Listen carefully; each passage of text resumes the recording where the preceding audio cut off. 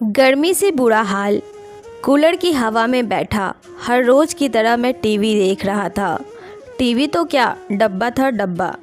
Late तो हमने रमेश की शादी में समधी सा को गिफ्ट में दे दिया था। बस तब से हम इसी से काम चला रहे थे। हालांकि जब हमें ये हमारे ससुराल से गिफ्ट में मिला था तब ये किसी लेट से कम नहीं था। तभी मोबाइल की घंटी बजी। फ़ोन रमेश के ससुराल से था। हम गीता को नहीं भेजेंगे। सामने से आवाज़ आई, कोई बात नहीं, बच्चों की भी अभी छुट्टी चल रही है, कुछ दिन और रहने दो। मैंने कहा, हम उसे अब कभी नहीं भेजेंगे।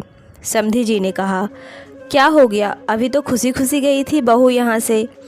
मैंने बात को संभालते हुए कहा, वो तो खुश है लेकिन हम खुश नहीं हैं।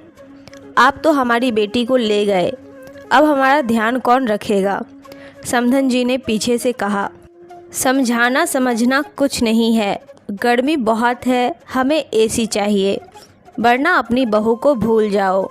और फ़ोन कट गया। मेरे पैरों तले ज़मीन खिसक गई थी।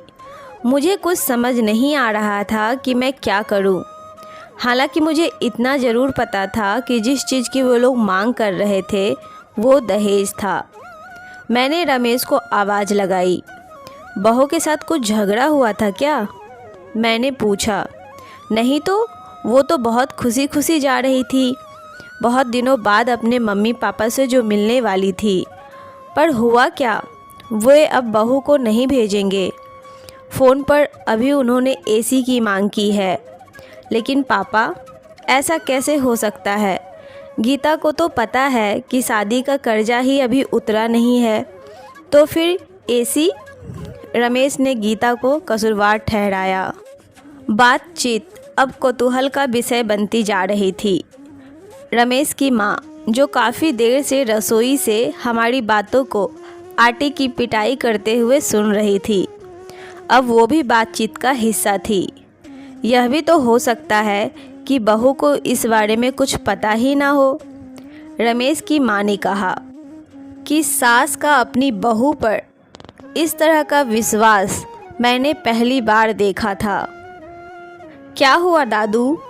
रमेश की छोटी बेटी ने कहा। शायद समाज के इस पहलू ने उसे भी अपनी किताबी दुनिया से बाहर आने पर मजबूर कर दिया। तुम अभी छोटी हो, तुम नहीं समझोगी, रमेश ने उसे टोकते हुए कहा। क्यों नहीं समझूंगी?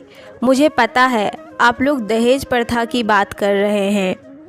छोटे के इस शब्द दहेज ने सभी को अस्तव्यस्त करके रख दिया।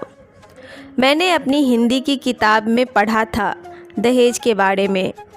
शादी के समय वर पक्ष द्वारा वधू पक्ष से किए गए उपहार की मांग को ही दहेज कहते हैं। अगर आप लोगों को ये दहेज की परिभाषा देकर और ऐसी छोटी ने अपने बड़े हो जाने का प्रमाण तो दे दिया, लाइक शेयर लेकिन इस शब्द की गहराई से वो बिल्कुल अनजान थी। लेकिन दादू, ये प्रथा तो कब से बंद हो गई, और वैसे भी दहेज तो लड़के वाले मांगते हैं ना, तो फिर नाना जी हमसे क्यों मांग रहे हैं? छोटी ने कहा। छोटी के इन सवालों ने मुझे वापस अपनी उस दुनिया में ले जाकर खड़ा कर दिया जहां मैं कभी इन मुद्दों पर अपनी राय रखता था।